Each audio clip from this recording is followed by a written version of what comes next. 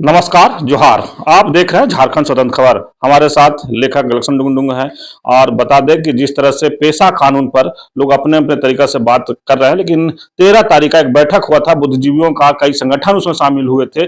उसमें जो झारखंड सरकार का नियमावली बना हुआ है उसको लोग खारिज कर दिए हैं। तो हम जानते हैं लेखक गलक्ष्ण से खारिज क्यों किए हैं। दादा जोहार। जोहार जोहार।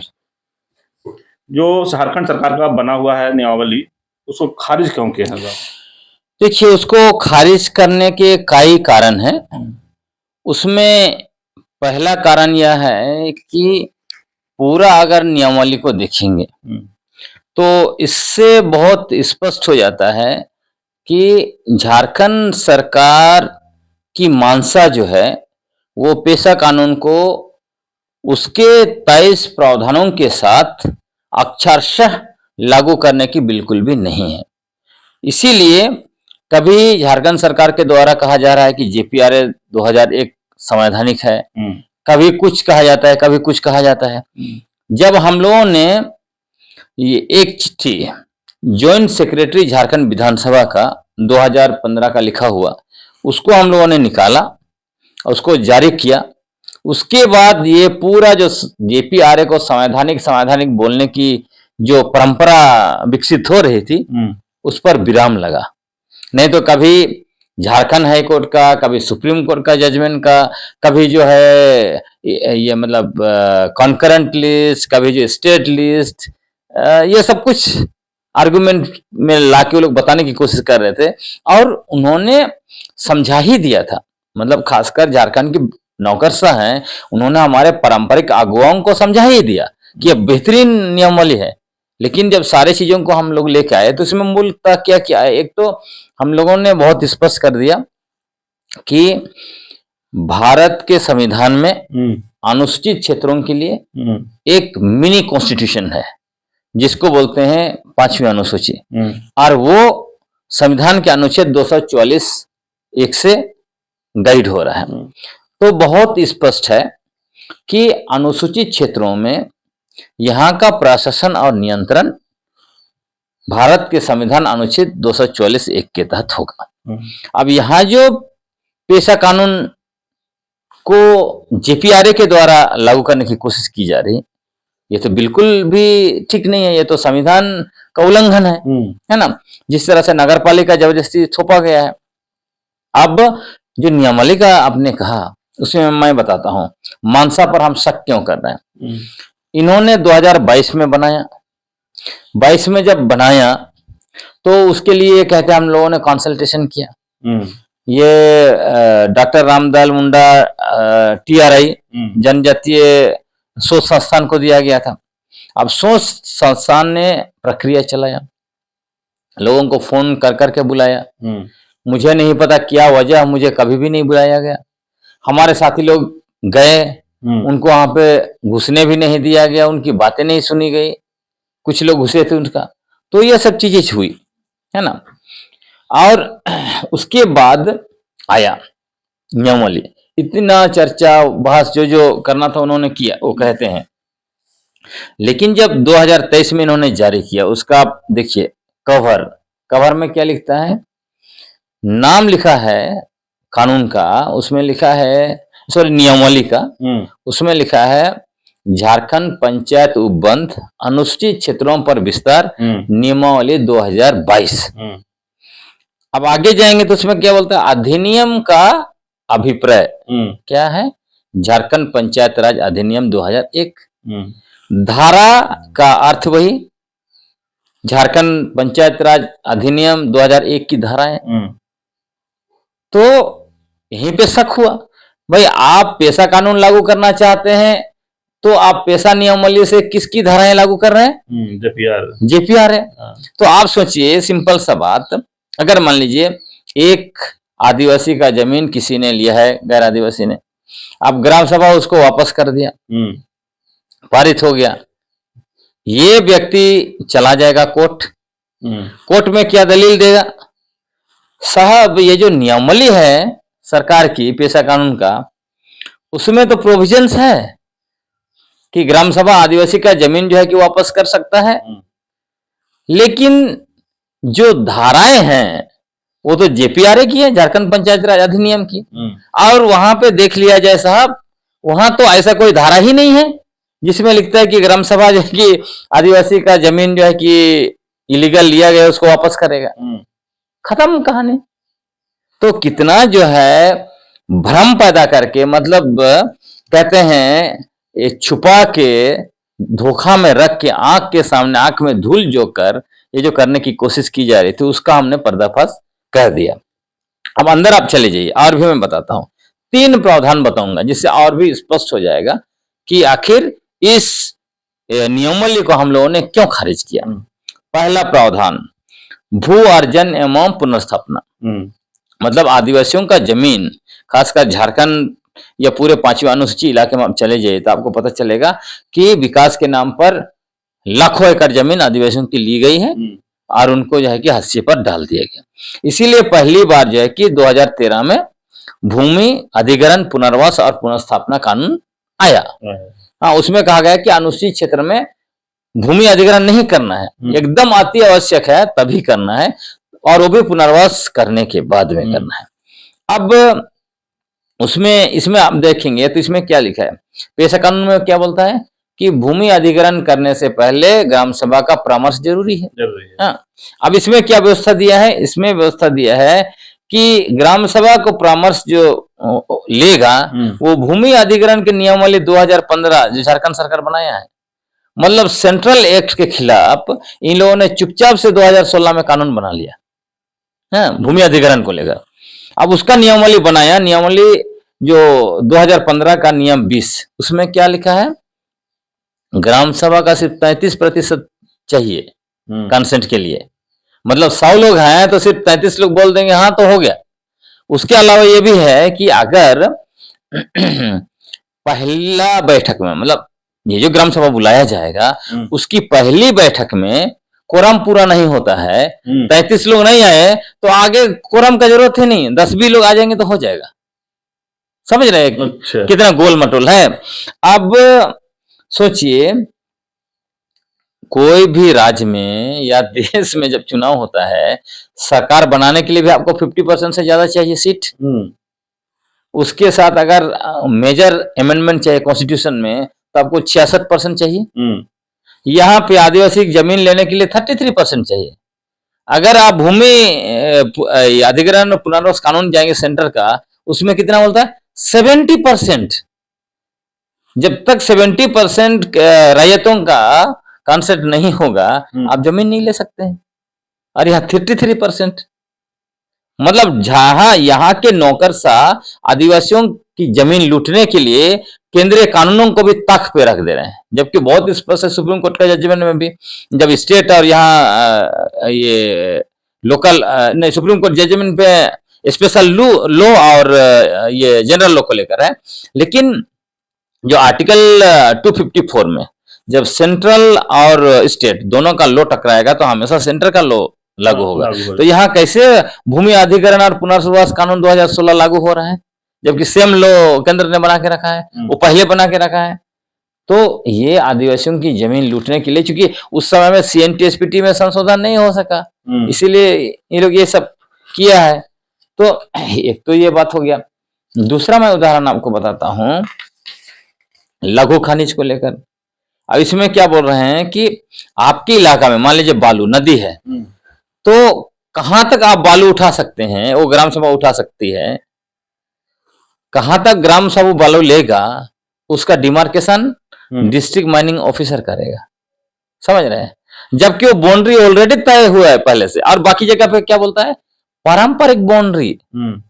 आपका जो भी जल जंगल जमीन का अगर ग्राम सभा दावा करेगा वो उसका पारंपरिक बाउंड्री के हिसाब से, लेकिन यहाँ जब बालू पर अधिकार मांगेगा तो वो निर्णय लेगा खनन पदाधिकारी। मतलब कि जहां जहां पैसा का मामला है वहां वहां इन लोगों ने नौकरशाह को घुसा दिया है। तो ये वाला मामला है ना। उसके अलावा इधर अगर जाएंगे, तीसरा मामला, तीसरा जो इस नियमावली में है उसको मैं आपको बता रहा हूं कि तीसरा आदिवासियों की जमीन वापसी को लेकर है। इसका अध्यक्ष ये जो नियम 33 का उपनियम 2 हस्तांतरित भूमि की वापसी। अब इसमें क्या है, बोलता है कि यदि ग्राम सभा हस्तांतरित भूमि को, गैर कानूनी तरीके से लिए गए जमीन को वापस नहीं कर पाएगी तो वो प्रस्ताव पारित कर डीसी को दे देगी। मतलब घूम फिर के डीसी के पास आएगा। तो आप ये व्यवस्था बनाने का क्यों मतलब है? आप सोचिए कि पेशा कानून में स्पष्ट लिखा हुआ है कि ग्राम सभा, उसमें कहें डीसी या कोई किसी का जिक्र ही नहीं है। फिर यहाँ पे डीसी को क्यों घुसाया जा रहा है? और कह रहे हैं कि हम पारंपरिक व्यवस्था को ला रहे हैं। तो ग्राम सभा के बाद डीसी है क्या पारंपरिक व्यवस्था में? ग्राम सभा के ऊपर परगना, परगना के ऊपर जो है वो आपका कहीं पढ़ा राजा मिलेगा, कहीं पे जो है कि आपको मानकी मिलेगा, है ना, कहीं पे दिसुम बैसी बोलते हैं, अलग अलग व्यवस्था, कहीं पे डोकलो शोहर मिलेगा। तो आप जो है कि ग्राम सभा के बाद परगना को देना चाहिए, परगना के बाद डोकलो शोहर। अगर डोकलो शोहर से नहीं होता है तब भले अगर इसमें एडमिनिस्ट्रेटिव व्यवस्था अगर आप डालते हैं तो कुछ समझ में आता है, लेकिन ग्राम सभा के बाद सीधा से उपायुक्त को, तो सबसे बड़ी बात तो है कि आदिवासियों की जमीन लूट में उपायुक्त का ही सबसे बड़ा हाथ है। अभी देखिए एसआर कोर्ट में 4000 ऐसे मामले हैं दखल दिहाने का, मतलब कोर्ट फैसला दे चुका है, उसके बावजूद जो है कि डीसी उनको जो है कि कब्जा नहीं दिलवा पा रहे हैं। क्यों नहीं दिलवा पा रहे हैं? जहां पे फैसला हो गया है वहां पे डीसी कब्जा नहीं दिलवा पा रहे हैं, तो यहां से कौन सा क्रांति कर लेंगे जो आप डीसी को यहां पर रख रहे हैं? तो इसीलिए ऐसे पूरा जब आप नियमावली को देखेंगे तो आपको हर जगह कोई ना कोई छेद आपको मिलेगा। लेकिन दादा आप तो नियमावली के ही बता दिए, लेकिन कई गो बुद्धिजीवी, कई लोग कह रहे हैं कि जो सरकार बना के नियमावली रखा उसको लागू करा देना, ये लागू हो जाना चाहिए। क्योंकि वो लोग इसको पढ़े ही नहीं ना, पढ़े नहीं है, या फिर उनको ये मतलब कानून और नियम का दांव समझ में नहीं आता है, या फिर उनको मतलब सिस्टम समझ में नहीं आता है। जैसे सिंपल आप सोचिए, ये लोग बालू को भी या बाकी चीज को आसानी से ग्राम सभा को क्यों नहीं देना चाहते हैं? वो इसीलिए नहीं देना चाहते हैं कि उनको आ रहा है। जैसे मान लीजिए रांची जिला का आप सुनेंगे, अखबारों में पढ़ेंगे कि बहुत सारे क्रशर गैर कानूनी चल रहे हैं। आप इमेजिन कीजिए कि एक मतलब टेरिटरी है उपायुक्त के अंदर में, उसमें पहाड़ पर कैसे लोग क्रशर चलाते हैं और डीसी को पता नहीं चलता है ना? ये अजीब सी बात नहीं है? मतलब क्रशर चल रहा है, वो लोग पैसा कमा रहे हैं पत्थरों को फोड़ फोड़ कर, उसको ये गिट्टी बना कर, लेकिन डीसी के यहाँ कोई खबर नहीं है। आपको लगता है ऐसे ही चल रहा है? आप सोचिए कि अगर 20 क्रशर चल रहा होगा एक जिला में, तो कितना पैसा आ रहा होगा डीसी के पास? तो ये सारे जो लिखे जो वही करना चाहते हैं। जैसे उसके अलावा आप देखिएगा आपका ट्राइबल सब प्लान का पैसा, उसका बंदर बांट हो रहा है, रांची में प्रेस क्लब तक बन गया उससे। उसके बाद जो है कि डिस्ट्रिक्ट मिनरल फाउंडेशन ट्रस्ट का पैसा है। आप देखिए डगबांगला बना दिया रांची का डीसी ने मैक्लुक्सीगंज में, है ना? उसी तरह जो है कि आपका बोकारो डीसी ने 24 जिम खोल दिया 1,08,000 से। उधर चतरा का डीसी ने करोड़ों रुपया, कहीं पे टॉयलेट बना दिया, कहीं पे फर्नीचर खरीद दिया, कहीं पे कुछ कर दिया। सीएजी ने बोला कार्रवाई कीजिए, कोई कार्रवाई नहीं हो रही। तो जो पैसों का बंदर बांट हो रहा है ना, ये जैसे ही ग्राम सभा को अधिकार मिलेगा वो सब रुक जाएगा। इसीलिए हम लोग कह रहे हैं कि कुल मिलाकर पेशा कानून के अंदर में जो भी तय प्रावधान है उसी तय प्रावधान के अनुरूप नियमावली बनना चाहिए और तभी लागू करना चाहिए, और जल्द से जल्द बनाना भी चाहिए। और इसीलिए चूंकि ये जो नियमावली झारखंड सरकार ने बनाया है, पेशा नियमावली 2024, ये प्रस्तावित है, ये नियमावली पेशा कानून 1996 के अनुरूप नहीं है, इसीलिए हम लोग इसको खारिज किए। हाँ, लेकिन आप तो इस नियमावली को खारिज कर दिए, लेकिन कुछ बुद्धिजीवी कह रहे हैं कि आपका डीपी लगता जो है वो हेमंत सोरेन के साथ लगा है। आप कहते हैं कि वोट दे करके हम सरकार बनवा दिए, तो नियमावली भी कह रहे हैं कि वो लागू करवा दें। हाँ बिल्कुल, अभी बहस हो रही है, चर्चा हो रही है, हम लोग बात कर रहे हैं। निश्चित तौर पर इसमें कोई दो राय नहीं, और आपके चैनल में हम लोगों ने काफी एनालिसिस किया है, उस समय में चुनाव के समय में भी, उससे पहले भी मैंने बहुत बार कहा था कि ये सरकार वापस आ रही है, कहाँ कहाँ जीते, बहुत कुछ चीजें। और इतना ही नहीं, हमने ग्राउंड में भी काम किया। निश्चित तौर पर हम लोग चाहते थे ये सरकार वापस है, और वो इसलिए भी हम लोग चाहते थे क्योंकि पिछला जो टर्म था उस समय उनकी सरकार गिराने की, है ना, फिर कोरोना भी बहुत समय खा गया, उनको काम करने नहीं दिया गया था, बहुत डिस्टर्ब किया गया था। कभी उनका पार्टी तोड़ने तो कभी कुछ करने की, हाईजैक, सरकार को ही हाईजैक करने की भी कोशिश की गई थी। इसलिए हम लोग चाहते थे कि कैसे भी करके वो सरकार वापस है, वो सरकार आई। हाँ, लेकिन दादा कई लोग इस पर संदेह उत्पन्न कर रहे हैं कि आप सरकार का नियमावली का विरोध कर रहे हैं, सरकार के साथ जाके फोटो खिंचवाते हैं, अपना व्हाट्सएप डीपी पर अपना फोटो लगाते हैं, तो ये लोगों को समझ में नहीं आ रहा है कि ऐसा क्यों। नहीं, लोगों को इसे समझ में आना चाहिए कि हम बिल्कुल, मैं क्या बोल रहा हूँ, स्पष्ट हम कह रहे हैं कि सरकार ने, मतलब इंडिया गठबंधन की दो बड़ी पार्टियां, दो बड़े घटक दल, कांग्रेस और झारखंड मुक्ति मोर्चा, दोनों ने वादा किया था कि हम लोग सत्ता में वापस आएंगे तो पेशा कानून को लागू करवाएंगे। इसीलिए हम लोग मांग कर रहे हैं पेशा कानून को लागू करवाइए। उन्होंने कहा था लाइन बैंक खारिज करेंगे, उसकी भी हम लोग मांग कर रहे हैं। उसके बाद वो 32 का खतियान के आधार पर स्थानीय थी, उसकी भी मांग कर रहे हैं। आपने देखा होगा हमने लगातार मांग किया है, जब सीएम साहब से मिले थे तब भी मांग किया था हम लोगों ने, और उन्होंने कहा कि हम इसको करेंगे। तो इसलिए इसको खारिज कर रहे हैं कि वो वादा क्या था। वादा तो ये नहीं था कि हम जेपीआरए 2001 में जो पेशा कानून का कुछ प्रावधान को डाला गया है उसको लागू करेंगे। वादा ये किया गया था कि हम सत्ता में आएंगे तो पेशा कानून 1996 को लागू करेंगे। जिनको अगर विश्वास नहीं है तो जाके उनका मैनिफेस्टो देख लें। तो अभी निश्चित तौर पर, क्योंकि हम सरकार के प्रति जवाबदेह नहीं है, हम जनता के प्रति जवाबदेह हैं। अगर मैंने किसी को कहा कि इस व्यक्ति को वोट दो, इस सरकार को वापस लाओ, तो उस व्यक्ति के प्रति मेरी जिम्मेवारी है उसको मैं ये बताने का कि ये मैनिफेस्टो लागू होना चाहिए, क्यों नहीं लागू होना चाहिए। तो इसीलिए हम मांग करें और हम मांग करेंगे। हम निश्चित तौर पर उन्होंने जितना भी वादा किया है उसको काम करवाने के लिए हम बिल्कुल एक्टिव रहेंगे, हमारी पूरी टीम एक्टिव रहेगी।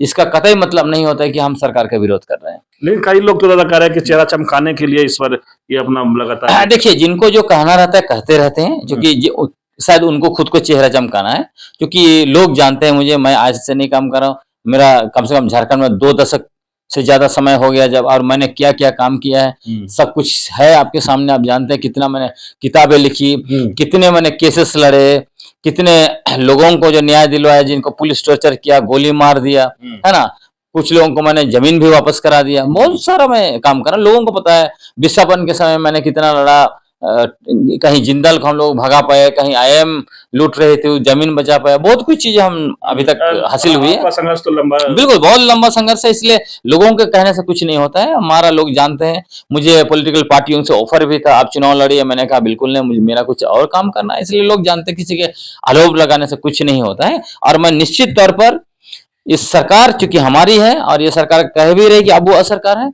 तो इस सरकार काम करने के लिए है, जनता के लिए। तो हम लोगों का काम है कि हम लोगों ने सत्ता पर बैठाया तो हम लोग उनको याद दिलाते रहेंगे, डिमांड करते रहेंगे। सरकार की दिशा गलत होगी, भटक जाएगी सरकार, तो हम सवाल भी उठाएंगे और उनकी पॉलिसियों का भी आलोचना करेंगे, और जहां सही होगा हम उनका तारीफ भी करेंगे, और उसके साथ साथ हम उनके साथ फोटो भी खिंचवाएंगे। आने वाले समय में भी फोटो खिंचवाएंगे, जिसको जितना तकलीफ होना है होने दीजिए। चलिए, लेखक गलेक्सन डुंडुंग जो नियमावली झारखंड सरकार बना के रखी है पेशा पर, उसको बता दिए कि खारिज हम लोग क्यों किए हैं, तो क्लियर कर दिए कि कहाँ कहाँ किस किस अनुबंध में उनका छेद है। तो आपको हम बता दें कि जिस तरह से लोग कह रहे थे कि डीपी में अपना फोटो लगाते हैं, उस पर भी अपना बात रखे। सरकार से ये भी कह रहे हैं कि आगे भी हम फोटो खिंचवाएंगे, और उनका जो भी आएगा उस पर हम, अगर सही रहेगा तो सही और गलत रहेगा तो उस पर विरोध भी करेंगे। तो इस तरह खबर को देखने के लिए आप झारखंड से खबर जुड़े रहिए। जोहार, नमस्कार।